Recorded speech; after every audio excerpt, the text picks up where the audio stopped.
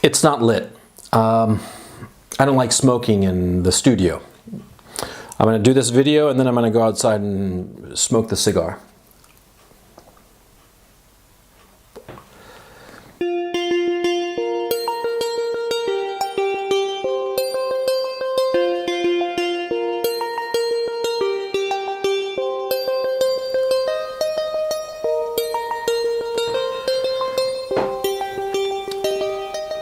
See, when I was 18, I had this whole plan of how my life was going to be. I had this whole plan where I was going to go to the right university. I was going to study economics and I was going to work at an investment bank. After 3-4 years, I was going to go to the United States to study, get an MBA. Then work either in a US investment bank or a European investment bank. You know, spend a few years there. Yeah.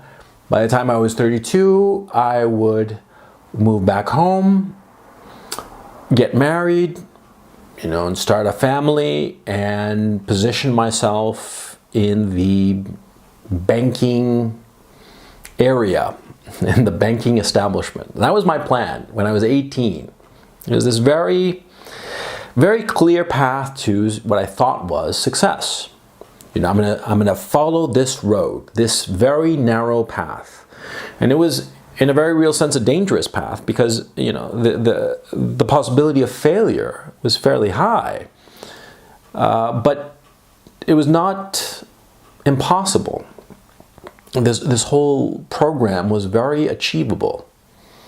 And I had this plan. At the time, I didn't realize that the plan really wasn't mine, in the sense that it wasn't based on my actual strengths and weaknesses as an individual. A lot of it was sort of like by almost like a process of osmosis.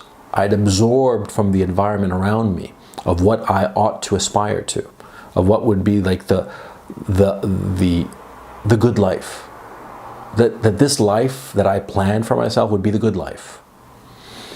Well, you know, there's that saying, you know, man plans and God laughs. What happened was that first year in university, I flunked out the first semester because I was a fairly mixed up kid at that time. I was too young. I'd skipped a grade. And I'd graduated I turned 18 my first year of university. And I was just too immature. On top of that, my parents were splitting up, and that was fairly traumatic.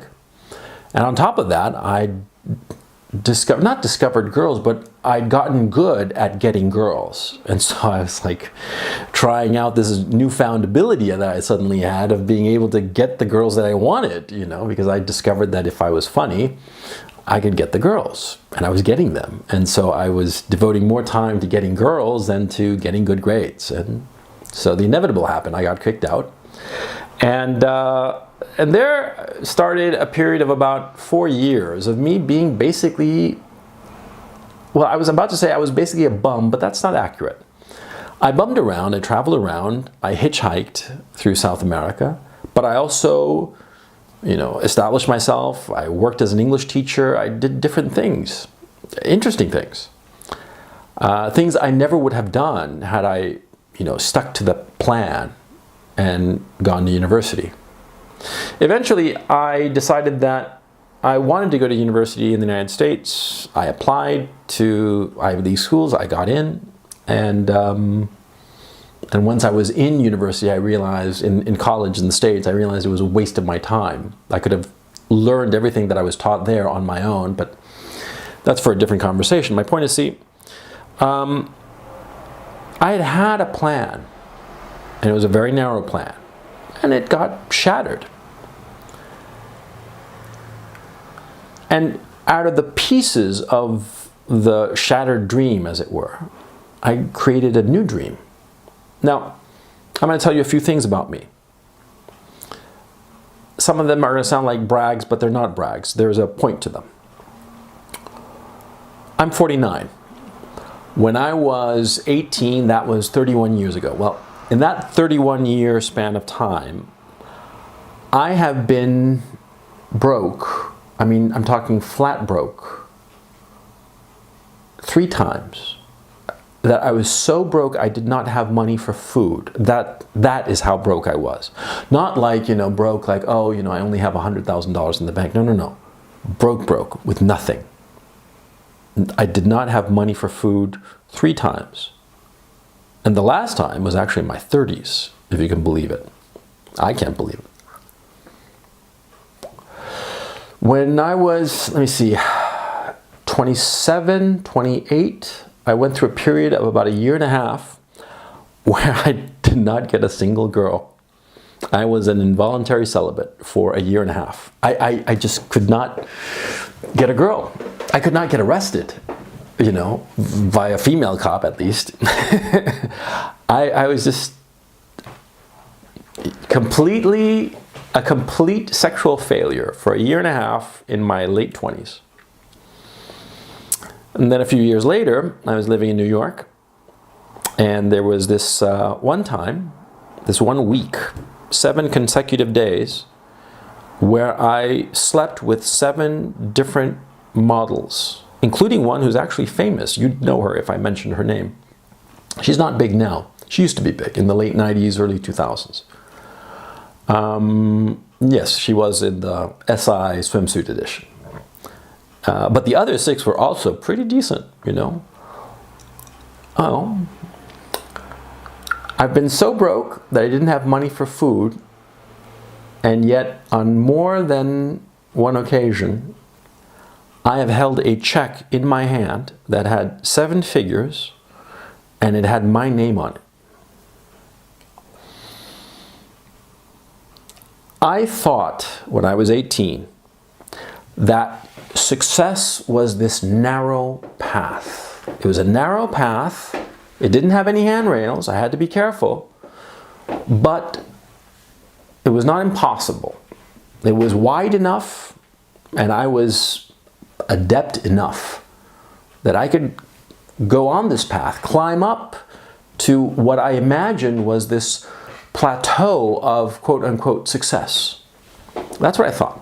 I thought that success was like a destination. Yeah. Success was a destination like a place, like Poughkeepsie or, Sheffield. People from all around the world are traveling to this town called Success. And when they get there, everybody's happy. There's lots of good drugs, lots of pussy. Everything is wonderful and nothing hurts. That's what I thought was success. The funny thing is that, I've been very successful at different times in my life. Very successful, and I've had colossal failures as well. But about the successes, when you succeed, you're blind.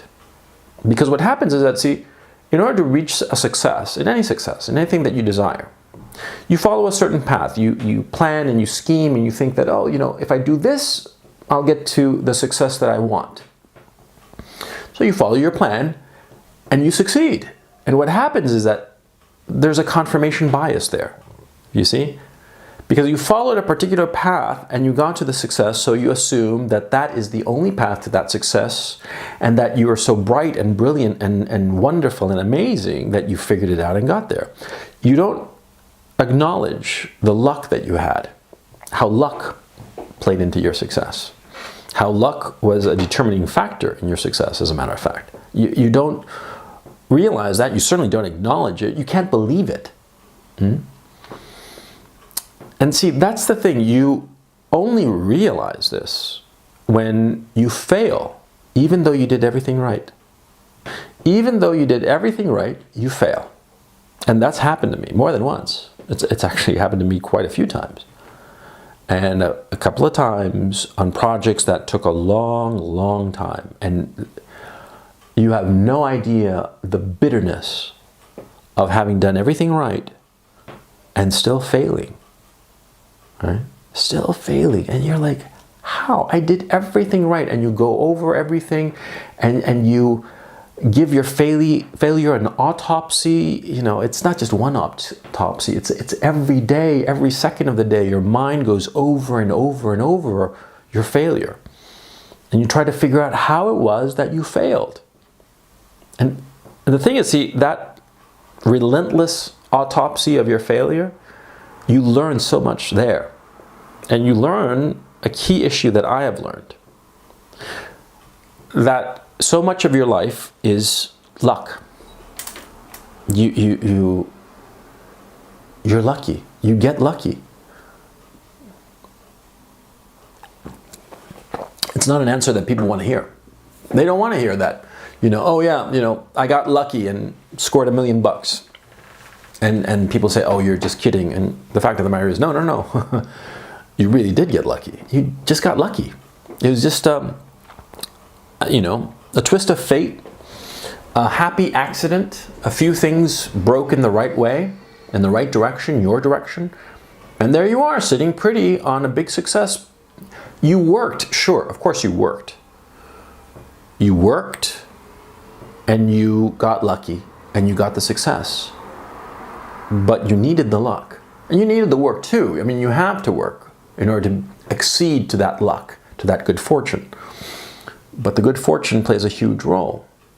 And you don't realize it when you're going just up this ladder of success, of relentless success, and on that narrow path.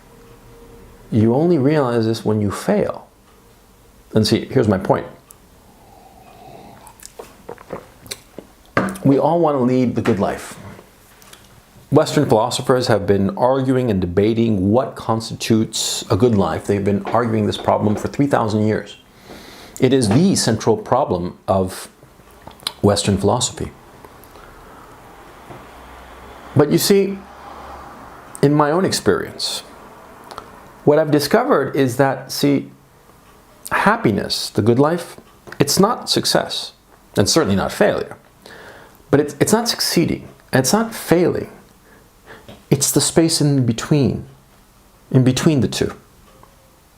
See, the contrast between the two. Because see, when I've had colossal failures, I've moved on. I've moved on and tried something else or done something different. And then I've gotten lucky and worked hard and I stumbled upon another success. And when I stumbled upon that success, the memory of the failure, understanding the lessons of the failure, helped me appreciate the success even more. Helped me taste it in a deeper way. That metaphor doesn't make any sense, but I think that you know what I mean. And what I've also realized is that, see,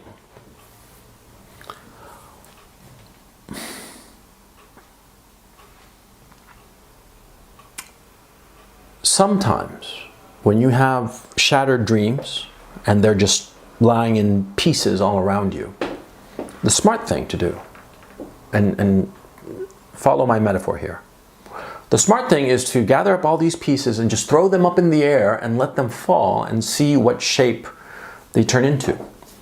Because sometimes you try one thing and you fail, but in that failure you discover another opportunity, another path, something different, something better sometimes. So what I'm trying to tell you is two things. Number one, don't bet on a single path to success, because that path, whatsoever it may be, you are unlikely to get to it. Because just circumstances, just luck, just fortune, just fate, it'll knock you off that path. But see, you'll fall down the chasm to the bottom of the ravine if you insist on following the one path. But if you allow fate to push you aside and let opportunities draw you in different directions, you're going to find that you find different successes, sometimes unimaginable successes. That's one lesson. And the other lesson is see, don't focus on success, focus on the contrast. See, because when I'm like spending money and having a good time, I think about the times when I didn't have money for food. I think about those times. That oddly enough, I think about those times exclusively when I spend money. Because I think of how lucky I am now and how fortunate I am now that I have some money, when before I didn't. I didn't have money for food.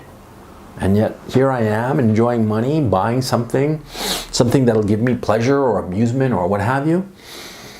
And it's contrasting when I did not have that makes me appreciate what I do have.